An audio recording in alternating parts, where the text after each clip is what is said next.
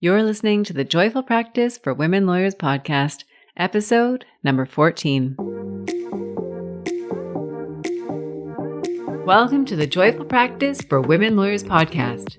I'm your host, Paula Price, lawyer turned certified executive coach. This podcast was created to empower women lawyers just like you to create a life and practice you love.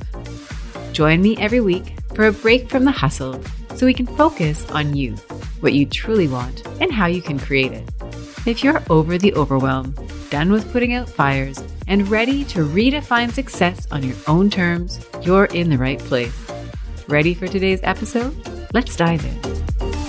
Hello, my friends, and welcome back to the podcast. I'm excited to be reconnecting with all of you. And for those of you who are joining for the first time, welcome. I'm delighted to have you here. My name is Paula Price. I'm a lawyer turned certified executive coach and the host of this podcast. And today's episode is all about defining your brand. And it's a topic that I think is really important and one that I think we may all benefit from revisiting from time to time. For myself, I tend to revisit the question in August. For me, this is a little bit of a time of renewal. My children are about to go back to school. It's typically when I refocus on what my goals are for the year, even though it's not the typical calendar year. It is a time where I set 1-year goals, 3-year goals, 5-year goals, and I revisit how it is that I'm showing up in my business and what my personal brand is. I also work with clients on their personal brand. It sometimes comes up as a focus in our work together, and sometimes it comes up in more subtle ways. It's more of a question of how they want to show up in a particular situation. Maybe it's the process of going through a job interview, looking for a new position. Maybe it's showing up with more intention in the role that they already have. Maybe it's that they are being promoted. They're moving from associate to partner or from income partner to equity partner. And they're looking to really focus in on how they're showing up, how they want to present themselves, and really being intentional in those relationships. And so when we do that work, we're really focusing in on that person and how they want to show up within their professional context. So in today's episode, I'm going to offer you 5 tools that you can use today or whenever you need a refresher in terms of going back to your branding. And as we go through the exercises, I would invite you to consider not only the role that you play professionally, but also the roles that you play in other areas of your life. So whether it's parenting, whether it's your role as a friend, as a spouse, a daughter, whatever it is that you're showing up, I'd invite you to really think about how it is that you want to present yourself in these situations. And as we go through these exercises, I think you'll be able to see what I mean by that. Right now, it might seem a little bit abstract. So I wanted to start out with some of the problems that I see in terms of branding. And the main problem that I see is that so many of us go through our professional careers without really thinking about how it is that we choose to present ourselves. And when you are practicing as a lawyer, I know it was like this for me, there's no shortage of external influences and others who are suggesting or telling you what their expectations are about how you should show up. And you may have had this experience with clients. I know I have. I've had, there are clients who are reinforcing the beliefs in terms of how you would like to show up in a very positive way. There are clients who may offer you some insights that aren't necessarily in line with what you would choose for yourself. So, for example, I remember one of the first clients I ever interacted with. This is when I was a summer student, and I was helping a retired judge with some closing up a file that this individual had. And the first words that came out of this person's mouth were, "How old are you? You look like you're 15. Can you please give me a real lawyer?" And it didn't actually bother me very much, but it did signal to me that whatever it was that a lawyer or a law student was supposed to be like, I certainly didn't fit into this person's concept of it. I've had, even more recently, one of the last clients that I worked with before moving away from practicing law was an elderly woman who, upon meeting me, told me that I was very much like Dakota Fanning, who I had to look up on the internet. I didn't even know who she was. And I was flattered because she's a lot younger than me. But again, it's this assessment that in somebody else's eyes, I am not aligning necessarily with their concept of who and what a lawyer should be. That same client, now I'm speaking about the one who was a more recent interaction, was also describing to me what she wanted out of a lawyer. And some of the words that she described were bulldog and aggressive. And these are not words that I would necessarily use to describe myself or the style that I had when I was practicing law. So there are going to be situations, and I would invite you to think about, you're probably already thinking about situations that you've had where you've interacted with clients or other lawyers.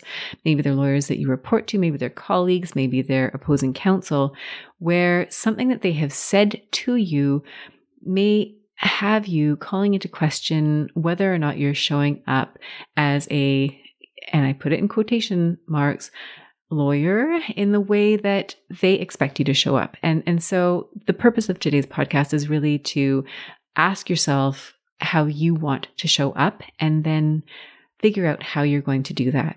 So we talked about clients having expectations, other lawyers having expectations. Another way that external expectations might also influence how you show up as a lawyer are some of the less obvious cultural influences that you may feel. Now, if you work at a law firm, for example, often a firm will have a culture and you may align with that culture in its entirety. You may align with most of it, but not all of it. But I would invite you to think about how the external influences, the cultural influences, are shaping how you show up as a lawyer. And I know from experience that when I've worked at different law firms, my personality has sometimes shifted a little bit in relation to who I am surrounded by. And sometimes it's quite interesting to see speech patterns that may develop based on who you're working with or certain values that you may hold because those values are being reinforced by the individuals that you work with. And one example that comes to mind, not a law example, but what I really find sometimes quite amusing is when you see groups of friends walking down the street. And the friends will all be wearing a really similar outfit. Maybe they're all wearing trendy jogging pants, or they're all wearing the same style of jeans, or they all have their hair put up in the same style of bun, or they're all wearing a backpack that looks the same. It's very easy to see in other people sometimes when they have all adopted a type of uniform.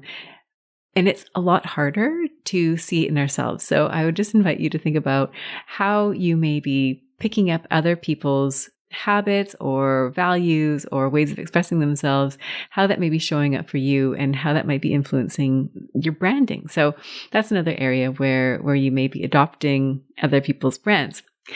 Now, sometimes we do this a bit more consciously, and it often comes from a good place. So it may be that there are these external influences, and we try to adopt those as our own because we think that that's what other people want to see from us. So in the example of a client who maybe sets the expectation of being very aggressive, I mean, maybe we take on a more aggressive stance because we're trying to please that client.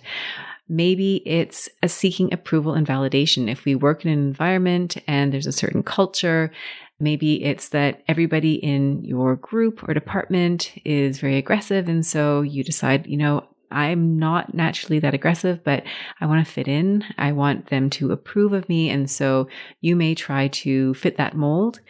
So there are a number of reasons why you might try to adopt or put on this type of behavior that you see as being reinforced in your environment or by the desires of people that you're working with. And it may be that that really fits well with you. It may be that it doesn't. But there is a bit of a problem that can happen here, which is if you're looking outside of yourself for how it is that you want to define your brand, then you may end up having a bit of an awkward fit, right? If you're basing your branding on what other people want, then you're kind of in that trap where you're not really going to please everybody. I've talked about this in previous podcasts. When you're trying to create something within you to please other people, you're never going to be able to do that because everybody's going to have their own expectations in terms of what they want, what resonates with them. And that can create a situation that is very difficult for you to try to live up to. You may feel like there's a really big disconnect between what it is that is important to you and what it is that is important with them. You may find that you are getting upset with yourself because you're not measuring up to the expectations that you're now trying to adopt. And another problem with this is that people may not really be getting the chance to get to know you because what they're getting to know is the version of you that is trying to meet their expectations, that is trying to please other people. And it isn't necessarily exactly who you are. And so they miss out on that opportunity. And here I'd just like to pause and note that in some of the research that I've come across where it talks about, I'm thinking of a particular article that I read about feedback and excellence, and the idea of excellence being unique to the individual based on their particular strengths and their interests. And so your own version of excellence is unique to you, and it is based on who you are and what your strengths are. And so if you're out there in the world trying to morph yourself into some version of yourself that would meet someone else's expectations or definition of what a lawyer should be like, then you're diluting your capacity to show up with the excellence that only you are capable of producing. So that's one of the drawbacks that happens when we are not intentional, when you are not intentional of showing up in a way that is in integrity with who you are, which is a brand that you choose for yourself. Now, when we go about presenting ourselves in a way where we haven't been intentional about our branding, it can create confusion. It creates confusion for you. It can create confusion for others. And it can become a source of anxiety because, again, we're constantly looking outside of ourselves to try to figure out how it is that we should be showing up in a particular situation. And so that might create anxiety. There may be a lack of consistency in terms of how you're showing up. You may start to feel a disconnect in terms of the integrity that you have with yourself. And I spent a whole podcast episode talking about integrity. That's episode number 9. And I would encourage you to go back and revisit that podcast episode because, again, it's really coming into alignment with who you are and your values. And we're going to be talking about that as well in today's podcast episode.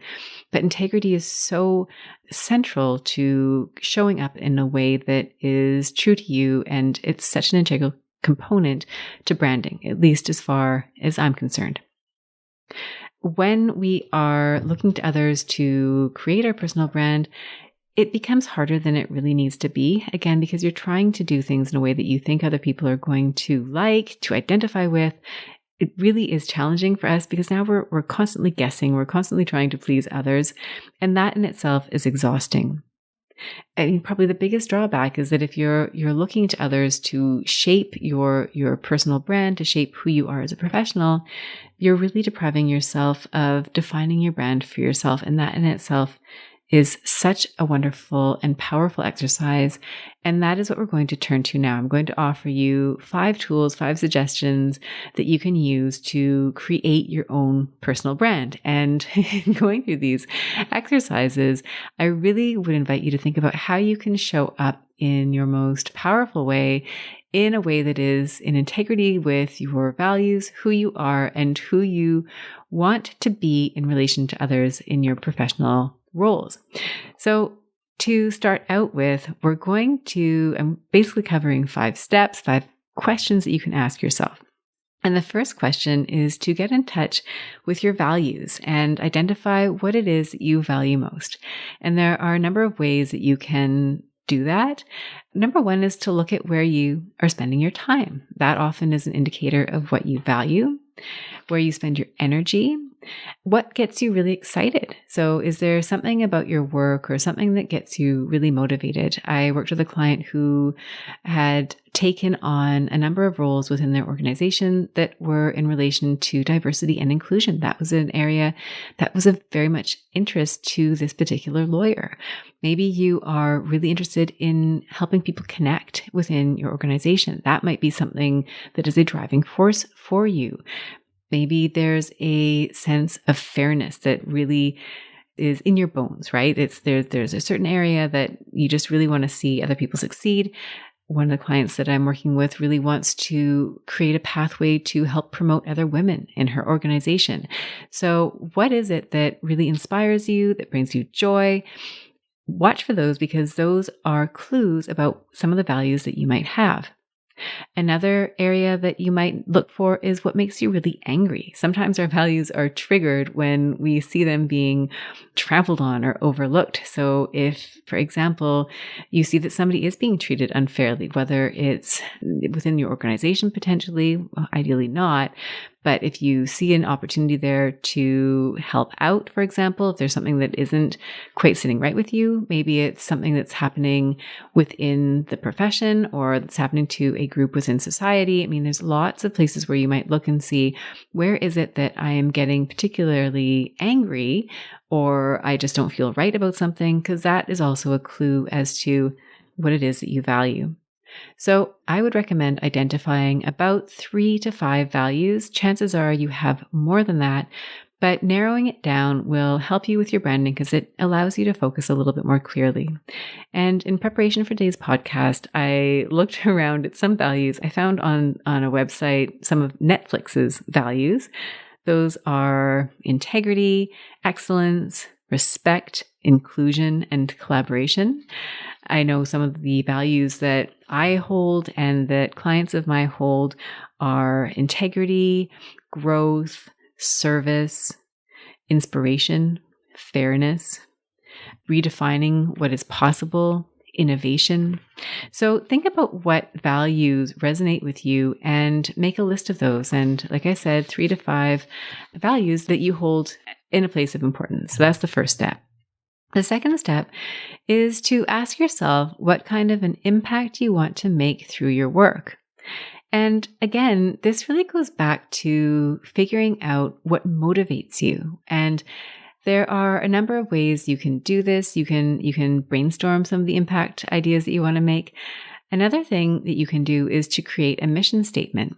And you'll probably be familiar with mission statements. It may be that you work for a law firm or a governmental organization or some other organization that has a very clear mission statement. And you do not have to be an organization to have a mission statement. Each of us can have our very own mission statement. And I would invite you to think about what that might be and to write one out for yourself. And to give you an idea of a couple of mission statements, I, again, found some online. One is Google's mission statement, and that is to organize the world's information and make it universally accessible and useful.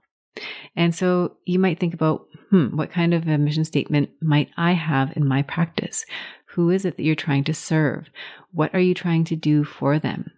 What is it that you want your legacy to be? What do you want to be known for? Another mission statement is Nike, to bring inspiration to every athlete in the world, where they define athlete as basically any person who has a body. So get creative with this exercise. Have fun with it. Think about what your mission statement is and write it out. I would really encourage you to go through that exercise of writing it because you'll be surprised at what you come up with.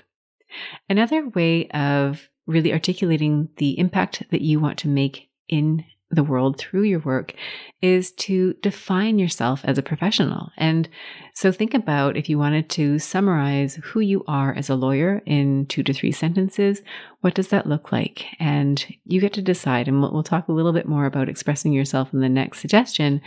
But I would invite you to think about that. How do you define yourself as a professional? What words are you choosing? How do you describe your role? What is the experience that you want others to have when they work with you? The third step is to ask yourself how you want to express yourself as a professional. And here there are a number of ways that you are expressing yourself, and you may be doing this with intention, you may not. So the first is in the way that you speak. And as lawyers, you are constantly using language for various purposes, whether you're a litigator and you're speaking in court, whether you're a solicitor and you're drafting a contract. We all know the significance of language and the impact that words have in terms of the legal meaning and consequences that flow from that. And I would invite you to apply that same discipline to how you would describe the way that you show up as a professional. While I was creating this podcast, some of my earlier legwork that I did was to create an editorial style guide for myself. Now, I can't say that I adhere 100% to my style guide, but nevertheless, I think it was a very useful exercise for me to go through because I brainstormed in terms of the language that I love, words that are powerful and meaningful to me, words that are inspiring, words that to me evoke possibility and growth and inspire and motivate others to achieve big goals for themselves. So I have a whole section of words that I love, that I want to use more of.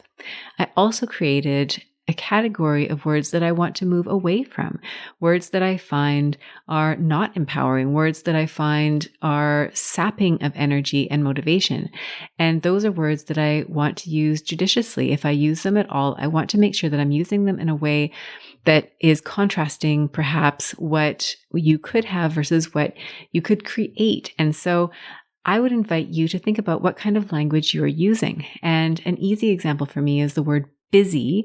It's not a word that I find particularly empowering. And so I invite you, if it's a word that you're using, to think of other ways that you might express what busy means to you in a way that is more empowering. So language is certainly one way of thinking about how you want to shape your brand. And this goes, I mentioned earlier that this exercise that we're going through, these prompts, these suggestions can be used in your personal life as well as in your professional life. So if you're thinking about it from the perspective of maybe as a spouse, as a parent, what is the language that you're choosing to use with others? Is it a reflection of who you want to show up as? So this is such a powerful tool. I think if there's one takeaway from today's podcast episode, it really is to be deliberate in the language that you choose, because as lawyers, I'm guessing, and I'm pretty confident that this is an area that you spend a lot of time thinking about in relation to your professional work. I would invite you to think about that in relation to your branding. Another way that you express yourself is through your body language. And I think probably the most insightful resource that I have for that is Amy Cuddy's TED Talk. And there will be a link to that in the show notes. And she did a talk all about body language and how your physiology, the way that you position your body, influences your psychology. And it is absolutely fascinating. And she offers a number of power poses that you can use and talks about using those power poses before important meetings and interviews.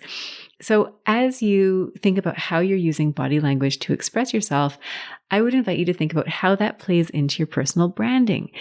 But when you enter a room, when you show up on a Zoom call, how are you using your body to express your brand? Are you looking people in the eye? Are your shoulders back? Are you showing up with confidence? Or are you positioning yourself in the corner of a room? I'm imagining, post-pandemic, you're in a room with other humans. How are you holding your body? How are you showing up with others? Are you looking them in the eye? So really be intentional about how it is that you want to show up and present yourself. That too is part of your personal brand. The next thing that you may consider in terms of how you express yourself is how you engage with other people. And this is so impactful. And there's an expression, it goes something like this. People won't necessarily remember exactly what it is that you said to them, but they will remember how you made them feel. And so when you are engaging with others, really focus on how it is that you are making them feel. Are you focused on them? Are you listening to them? Are you speaking to them in a tone that you would like to be spoken to? These are all ways of engaging with others and connecting with others. So I would ask yourself how it is that you want to show up when you are communicating and engaging with others. And finally, when it comes to expressing yourself, the element of style. And this, I think, is a topic that can polarize some individuals. I think there are mixed views in terms of the role that style plays or should play in one's professional life. And I would invite you to think about how you might use your own style to empower yourself in your interactions with others. And this isn't to say that I think you need to dress a certain way, but rather I would invite you to think about what makes you feel good when you are presenting yourself in a professional context. Are there certain colors that make you feel more powerful than others? And from some of the research that I've done in terms of style, certain colors, for example, are considered to be more powerful than others. And maybe it's the structure of your clothing. Maybe it's the way that you put yourself together. But think about how you can use style to reflect who you are personally and professionally in a way that is unique to you. So again, in certain environments, you may feel a lot of pressure to conform to the expectations of others. What I'm asking you to do here is to simply rethink that and to ask yourself how you feel most confident when you show up. So the fourth area that I would invite you to consider when defining your own brand is to look at your boundaries. And when we're thinking about our branding, I think we often think about how it is that we're showing up and how we are serving. But I would also ask you to think about where those limits are. And it may be that you are setting boundaries on time. And you may think about some of your favorite stores, for example. One of them actually comes to mind for me. I haven't been there in a little while, but there's a bakery here in Vancouver called Thomas Haws. And I love going into that store because it is so beautifully done. The owner, Thomas Haws, is a pastry chef. He's German. He's this lovely man. He creates these beautiful desserts and pastries and chocolates. And when you go to his store, it is truly an experience. You can tell that every detail has been thought through. And typically his store is closed on Sundays and Mondays. And he has regular business hours the other days of the week. And what I admire about this is that it sets an expectation that, yes, you are going to be able to go to his store on the days that he is open and he has these beautiful products and you can enjoy the experience, you can buy them. But then there are days that are allocated to rest. And I would invite you to think about in your own professional world, whether you are in private practice, whether you're in government, whether you work for some other types of organization, what it is in terms of your time where you may need to be setting some boundaries. And a lot of lawyers struggle with time management. A big part of that is our willingness to want to please others and to show up and to help everybody.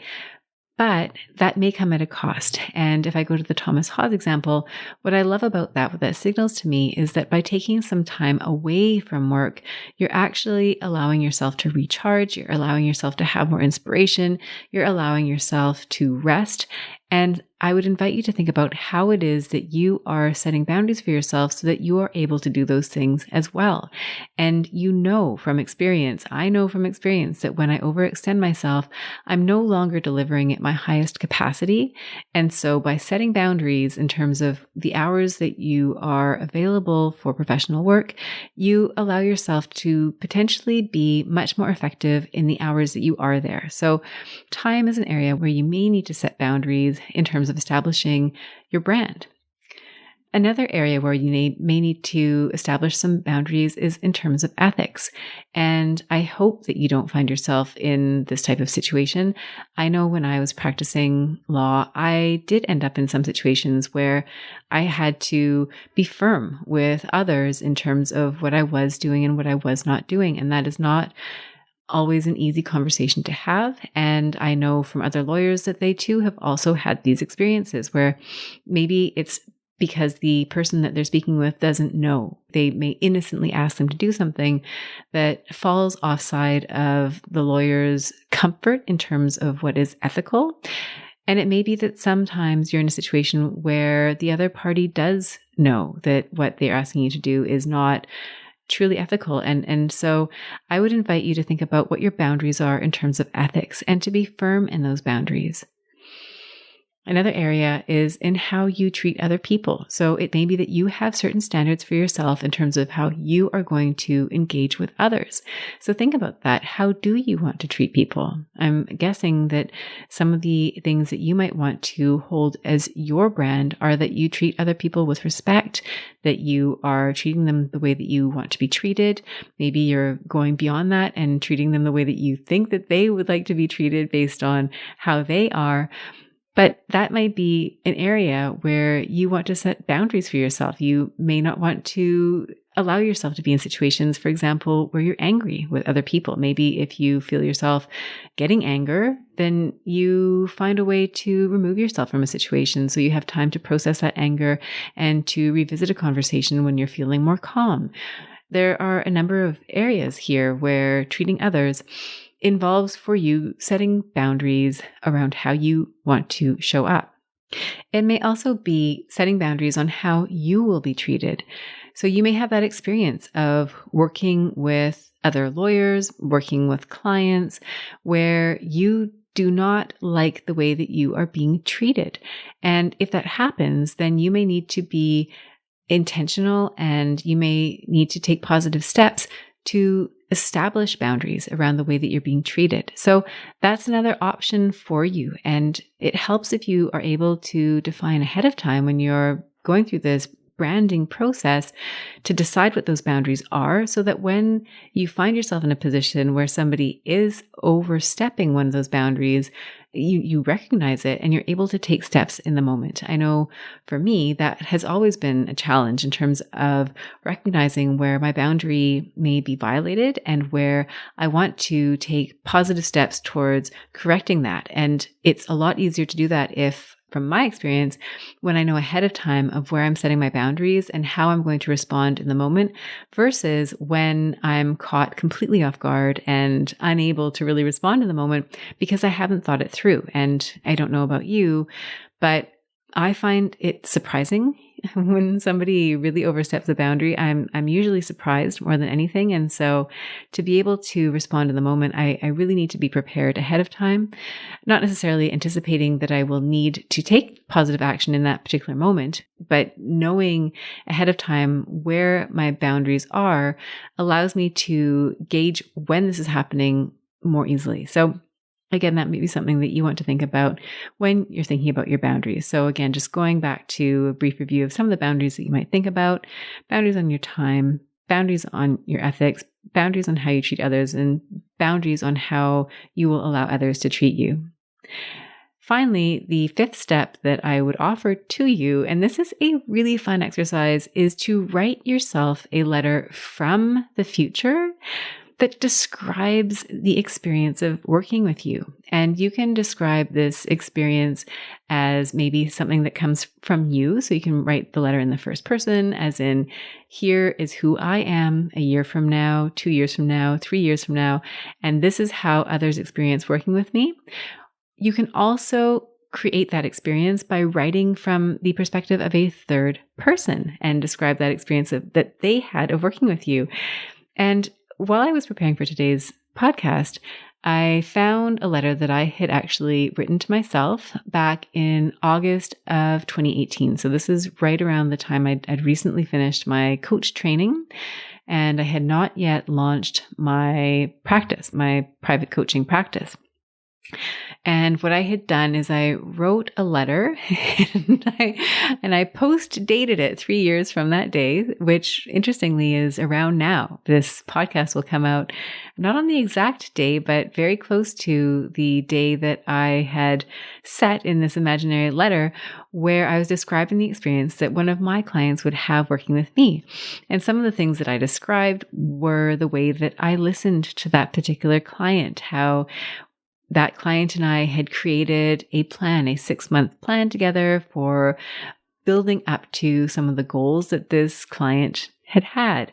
We had talked about a step-by-step process where we built on small steps, where we made small steps of progress and then built on those, where the setbacks that this particular person had became lessons for future growth, how the process left this person ahead of where they had anticipated to be.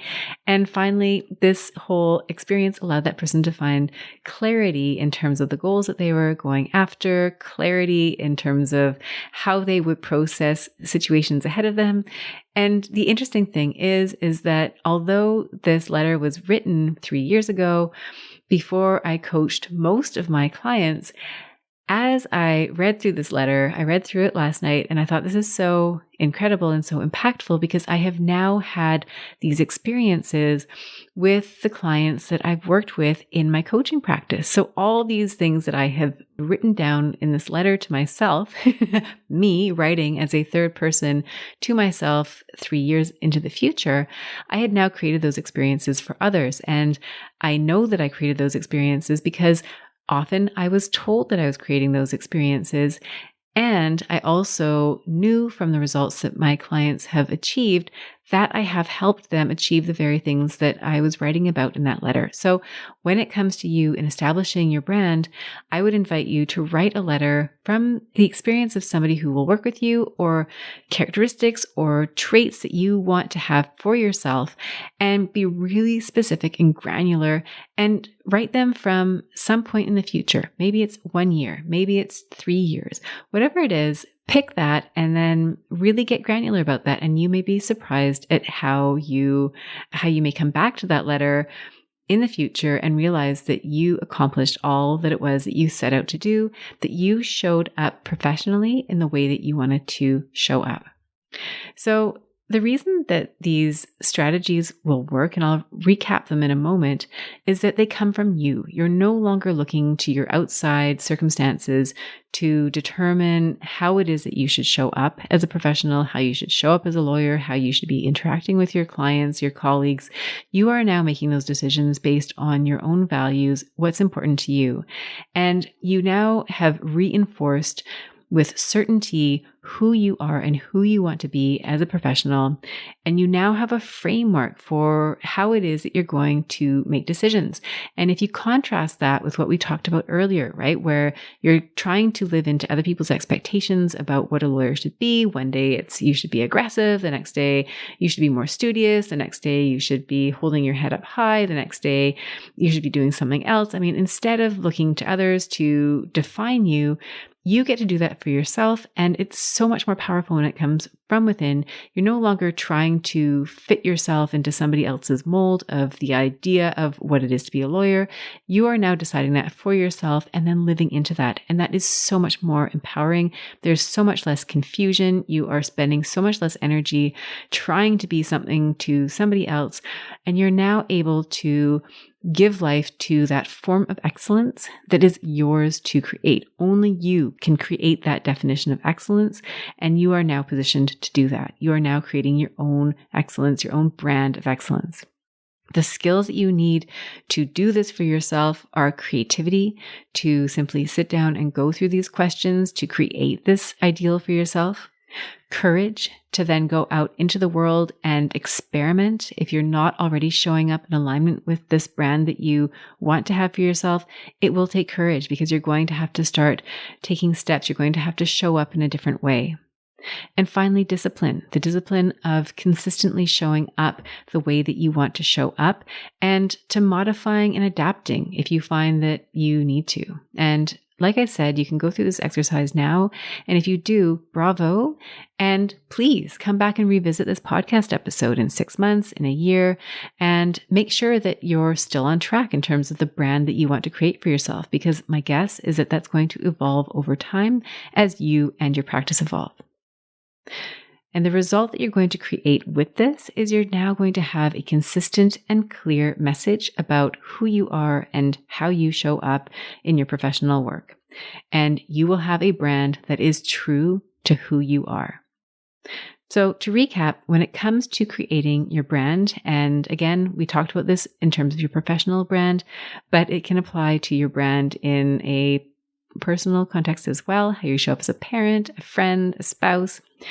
I want you to focus on these 5 steps. Number 1, start by getting clear on your values. So we talked about how you might revisit what those values are and to create a short list, 3 to 5 values. And your values might be different depending on the role that you're talking about. So if you're looking at your professional work, for example, your top 5 values might be different from your top 5 values that you want to uphold as a parent or as a friend.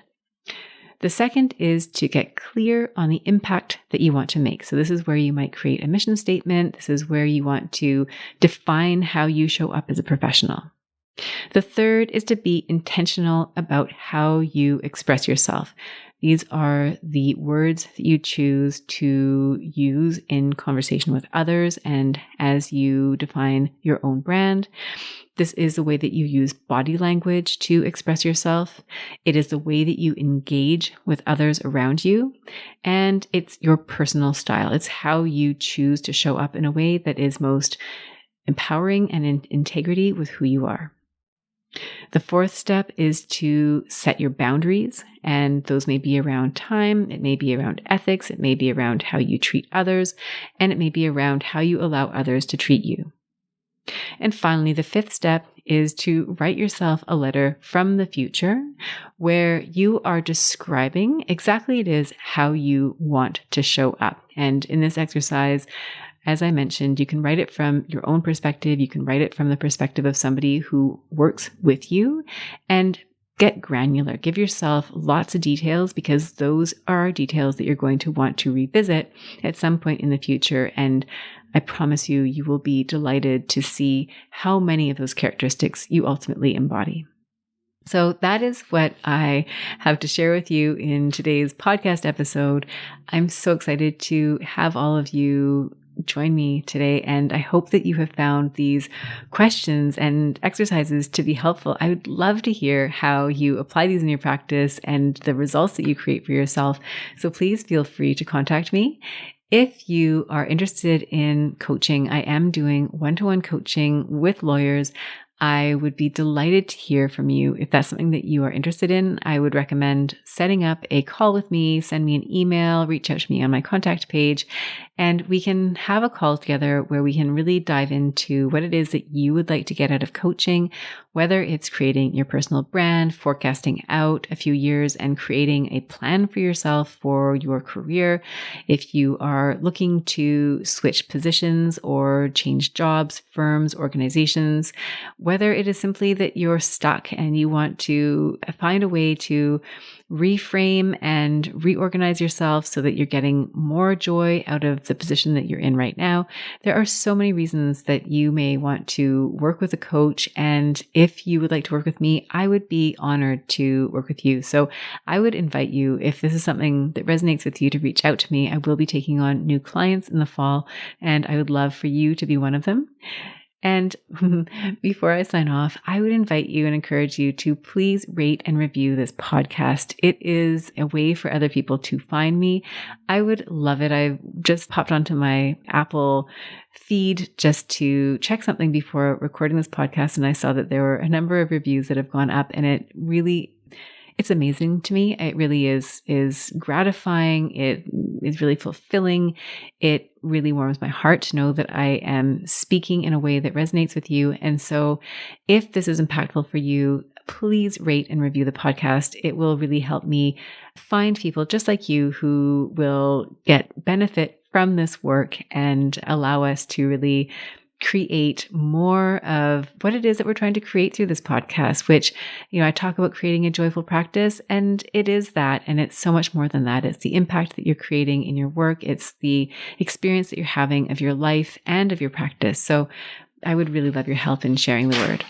So that's all I got for you this week, my friends. It has been a pleasure, and I look forward to reconnecting with you again next week. Bye for now.